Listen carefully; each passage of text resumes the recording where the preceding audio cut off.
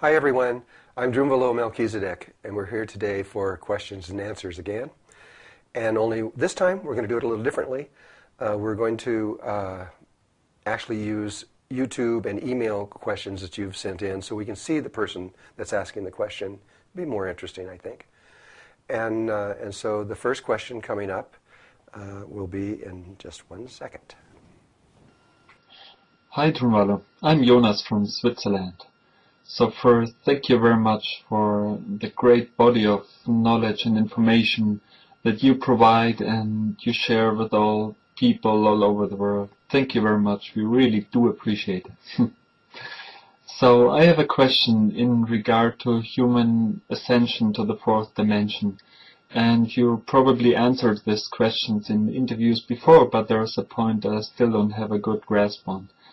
And I love the point that you said no single soul will be lost during the phase of transition as the Christ consciousness grid is fully established and everything has been perfectly set up for the transition.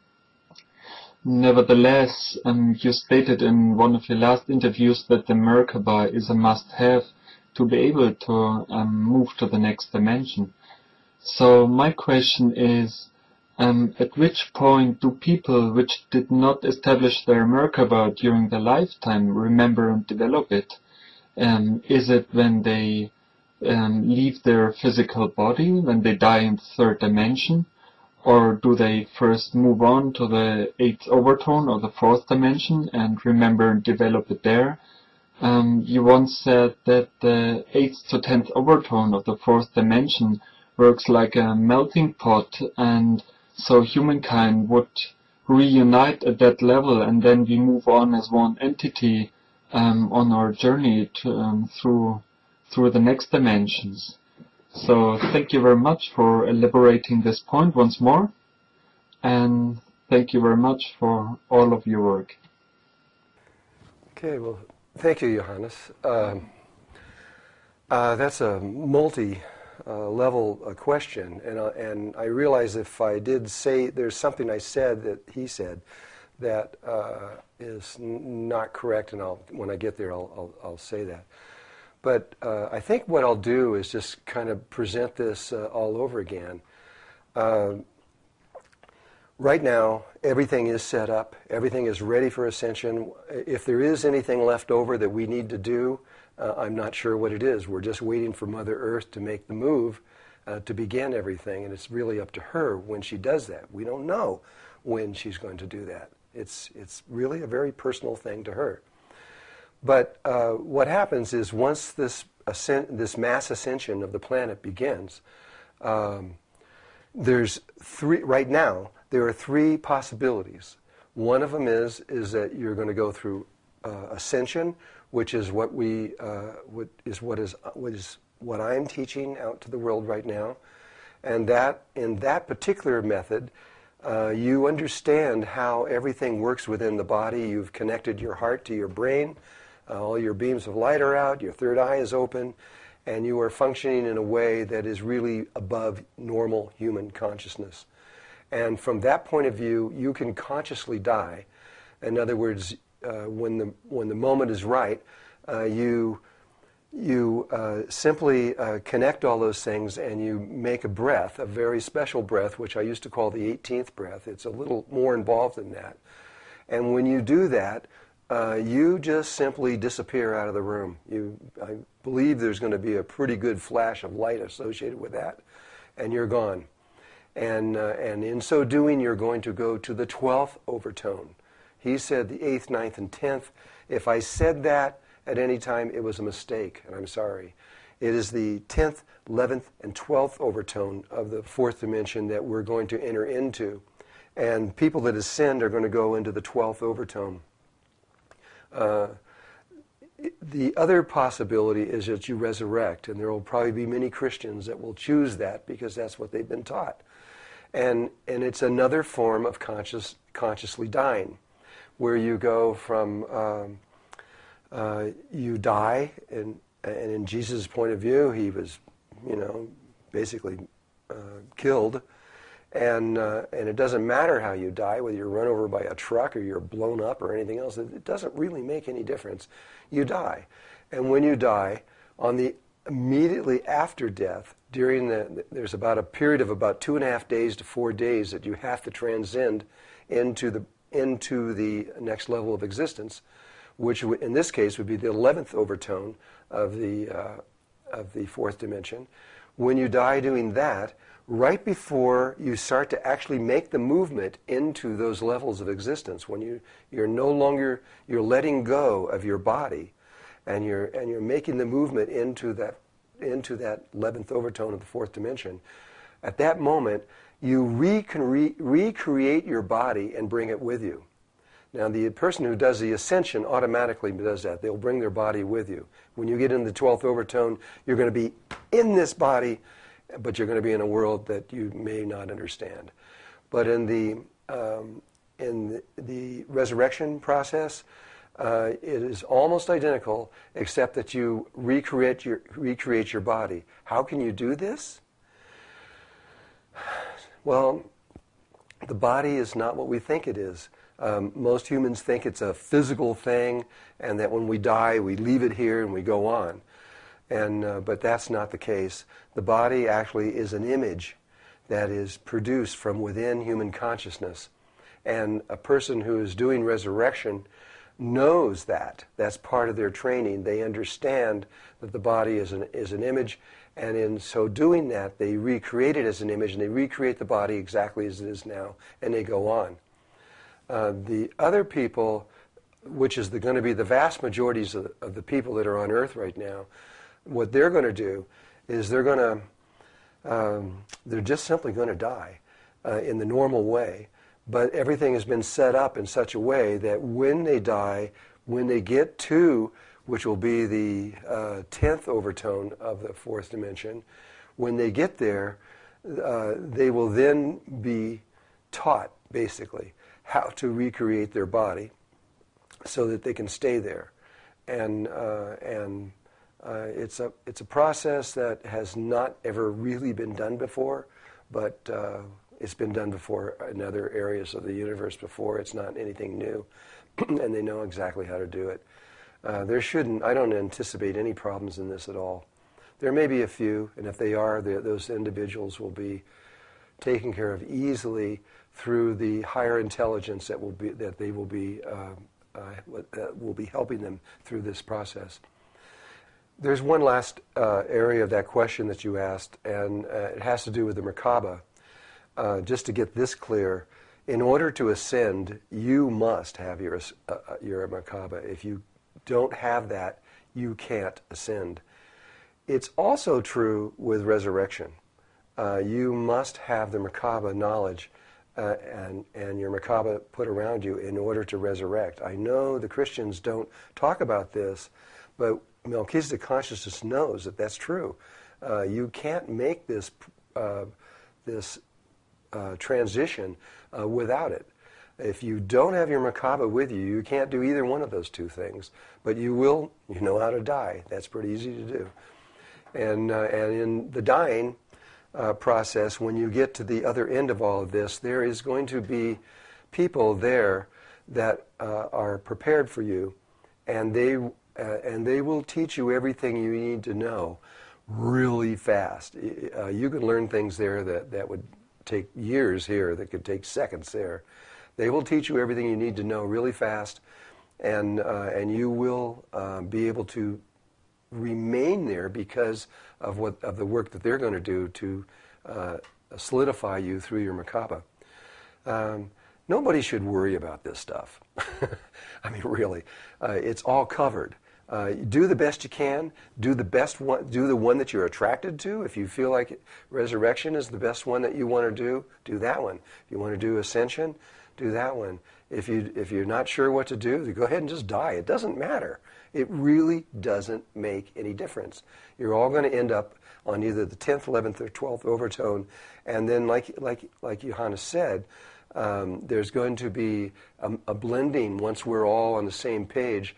There's going to be a blending of our race. I believe what happens is everybody moves up into the 12th overtone and prepares for a higher ascension beyond that. We're not going to stay just in the fourth dimension. We're going to move a lot further than that. It will take about, in human terms, about 2 years for us to develop far enough into the consciousness realms to be able to understand how to go on. But once we do start going on, we're going to go really fast. And this is exciting. I mean, this is the greatest thing that's ever happened here on Earth. And I personally, I can hardly wait for this to take place. Anyway, I think I answered that question. And so we'll go on to the next one. So I'm going to turn around and take a look at the screen. Hi Drunvalo, thanks for being who you are, doing what you do. I got a couple of questions. Question one, you said after going 4D we're headed somewhere not experienced before. Is it Trinity consciousness? Question two, a channeling from Gaia some years ago talked of the manifest and unmanifest earths. Does this relate to the inner reality and outer reality? Many thanks and much love. That's a couple of pretty interesting questions. It is true that what normally happens is we go into the fourth dimension and we spend a long time there. I mean, really millions of years before we go on into the fifth dimensions or higher. This time is different because of what's going on in the entire universe, not just what's here, but what's going on everywhere. And by the way, as we make this transition into the fourth dimension, and as we make it into the fifth dimension, all the levels that are underneath us are coming up with us. We're not doing this alone. This is a universal thing that's happening all over the whole universe. But the lower levels are coming up, and to reaching into the higher levels, and from the higher levels, we're going up even higher. So.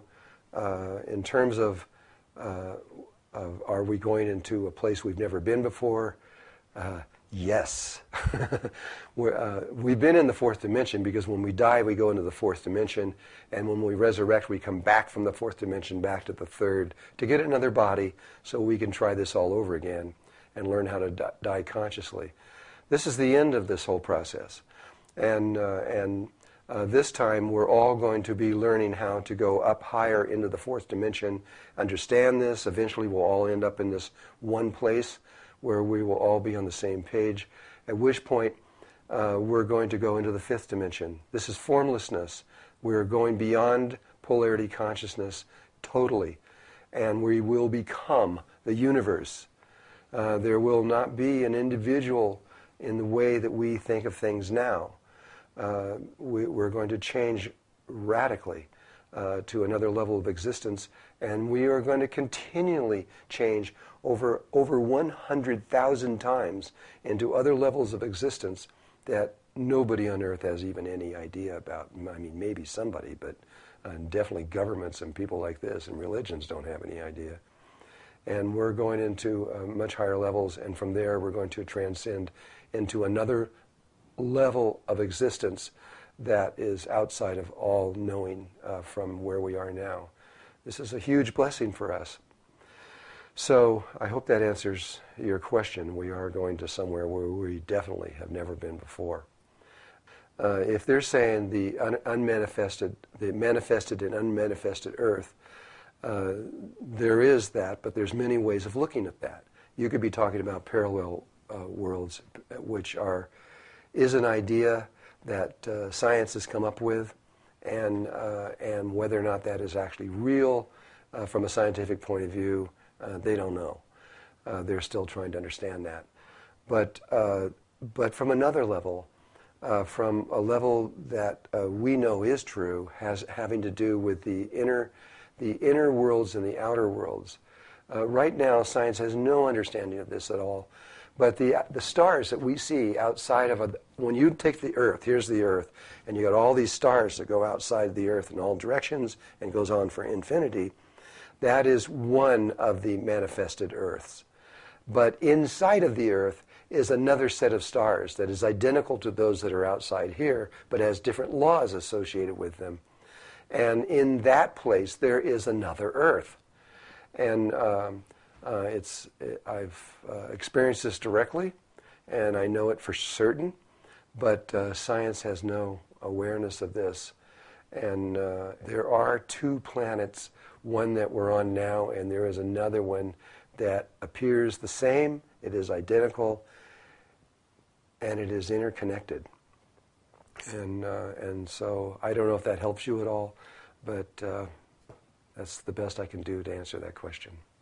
So we're going to go to the next question. Hi, Drunvalo. My name is Svetlana. I'm Russian, but I'm living in Britain now with my family. I have a question. In your book, The Flower of Light, you wrote about the very few reincarnations, except in exceptional cases. I've also read many articles and watched documentaries. At the present time, people often reincarnate consciously, and they look exactly the same like in previous lives. Could you please explain more about this phenomenon? Thank you. I wish happiness for you and your family. Thank you. If I understood this question properly, the sound was not real good. You're interested in how someone can reincarnate and come back and look exactly the same. Now, this does happen, and it happens quite often. When someone dies and they reincarnate and they come back, it's actually the very similar thing to what I was talking about just a little while ago. The body is an image; it is not real. That's true with the entire reality. All the stars and the planets and everything that we look out into in space is not actually there. It is a consciousness pattern created from within us. And when someone understands this, this is part of enlightenment. This is part of Ascension also, that we are on the edge of understanding what that means. And when we do, our lives change forever. So when someone understands that and they get into the fourth dimension, they can come back, and very often they may create the same exact image that they had before. So they look the same. There are several people I know that have done this, and it's pretty amazing. They look exactly the same. Usually, though, that isn't what happens because the people don't understand that, and they come, and when they're reincarnated back here, they just take whatever they get, and that becomes their next body. But it is very definitely possible, and not only possible, but it happens quite often.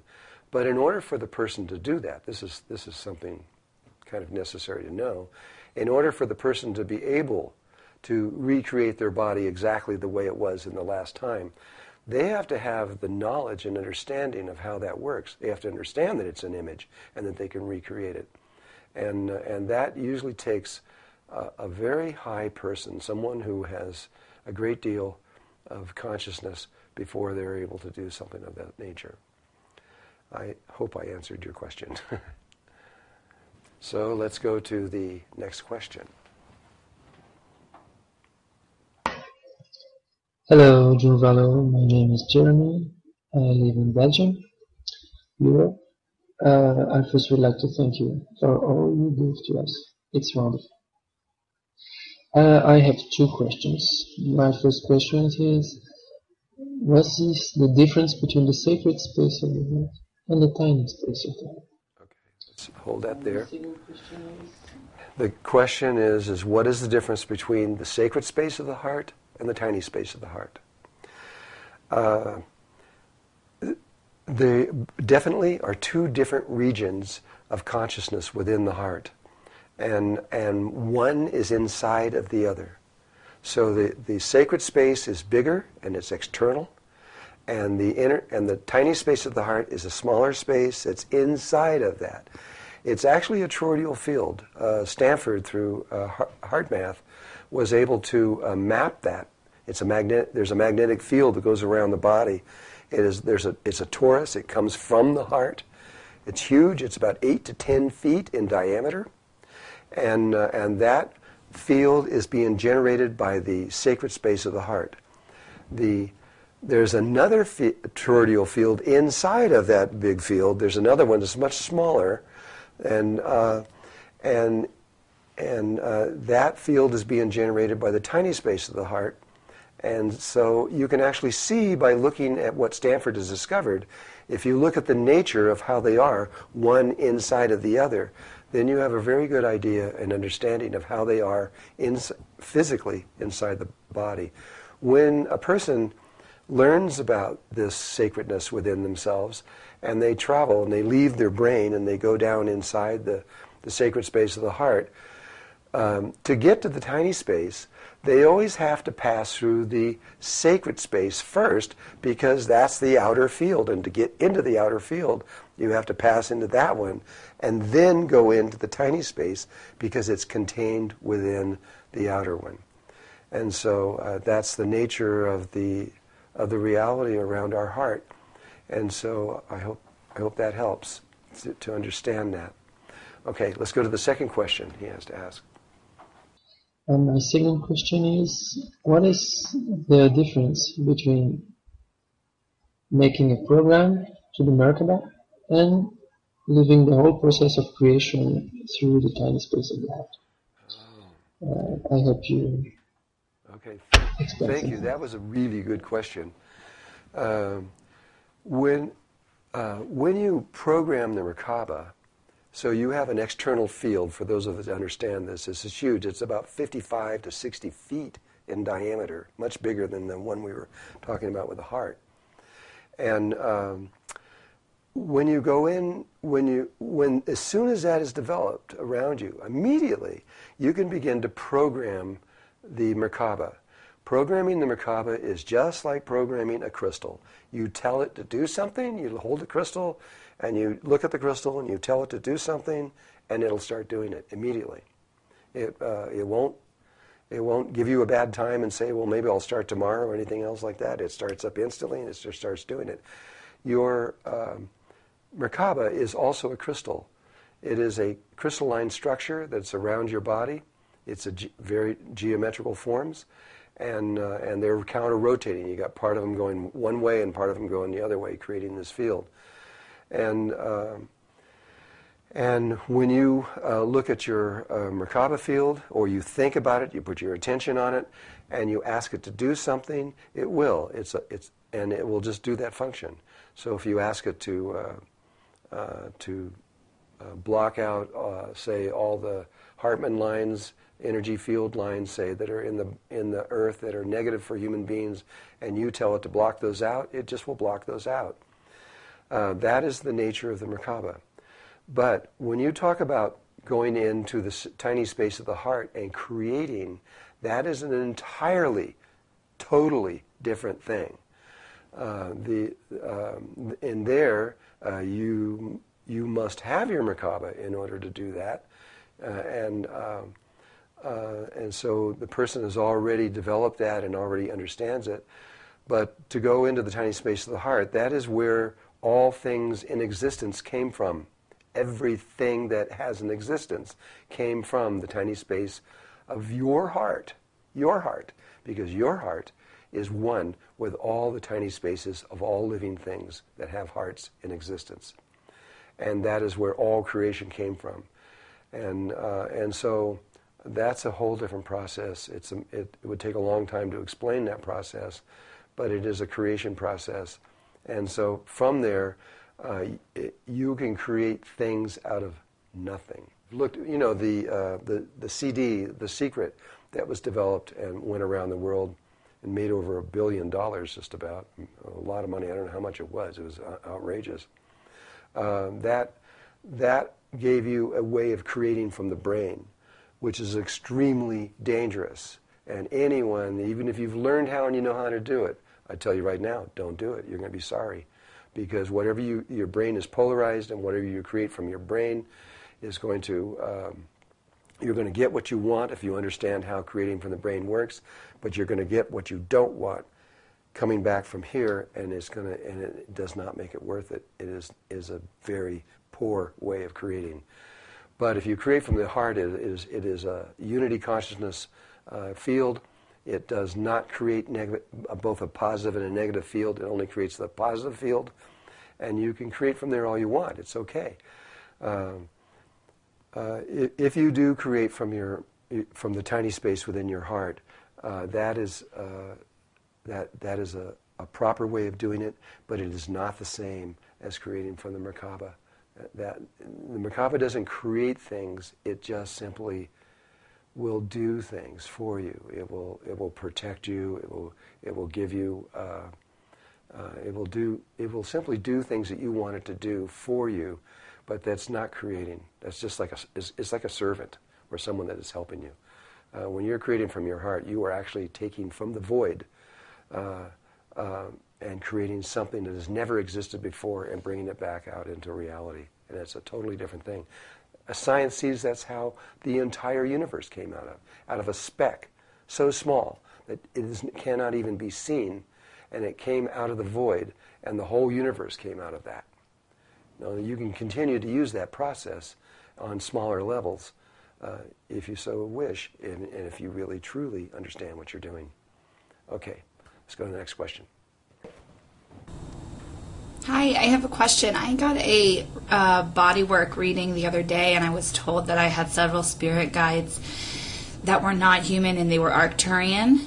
And I can't find any information about the Arcturians. Can you give me some? Okay.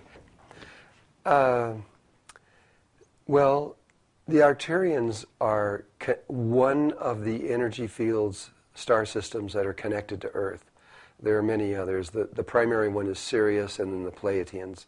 These are the two that most people have a connection to. The Arcturians are a little different.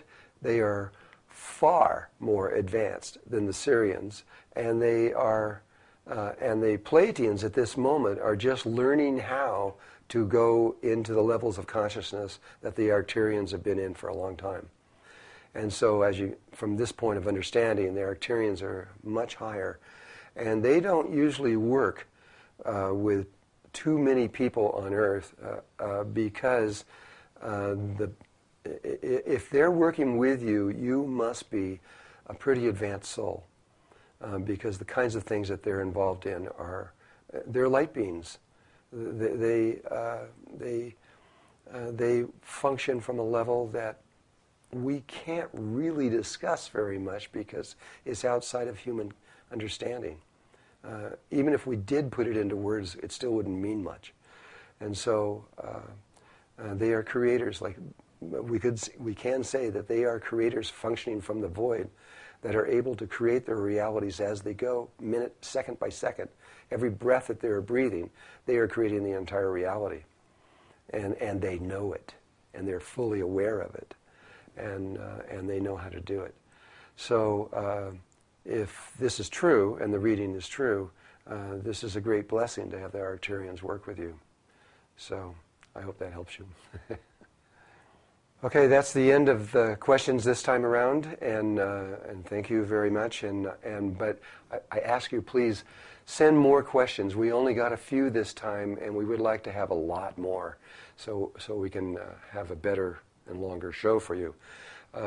Send your questions, put your questions on YouTube, and we'll take them off of there, and we'll get them from there. I've been asked to give a few announcements, and these are just some simple things for you just to understand what we're going through here and what we're trying. We're constantly working to give more and more to you all the time, and to make it better and just better for you. In the future, we're going to put foreign subtitles on these questions and answers and everything that we do video for you. We're going to begin with Spanish. That's all we can do right now. And slowly we'll work into other languages. Also, there's the conversation shows that I'm beginning to create through this filming studio. And the very first one is with Cal Garrison. And that show is now available on Drunvalo.net. You can go on there to get to this. I'm going to tell you now, we have to charge a little bit for that one because of the costs of putting these things on. I'm going to give them free to you whenever I can, but some of them, a few of them that take more production and time, we will, but it'll be cheap. It'll either be $1.99 or 99 cents or something like this. Just enough money so that we could pay for the incredible costs of doing all these things. And we're also going to come up with another show. We don't know what the name is going to be yet, but it'll be a show where there's not questions and answers and it's not interviews. It's just where I will take a subject and just talk about that subject in great detail. And that's a new one where we've just thought up, and we will be doing that pretty soon. And then to give you an update on the studio, this studio is a very small studio. I can about practically reach my hands across the walls here. And but the new studio, which will be much bigger and much more sophisticated, that one is developing. We're still in the construction stage of it. It's looking now like it's going to be either toward the end of July, or maybe it might go into August a little bit. I hope not. And at which point we're going to have a much better studio than we have now, and we'll be able to give you a lot better quality of what we're doing. And it's exciting. I can hardly wait for all this to be done. Anyway, I just want to thank you guys again for everything, for all your support and all the love that you've given me and the work that we're doing. And I really, from my heart to yours, I hope that what we're doing is truly helping you and making things easier for you as the world begins to transcend to another level of existence. Okay, thank you again. Bye-bye.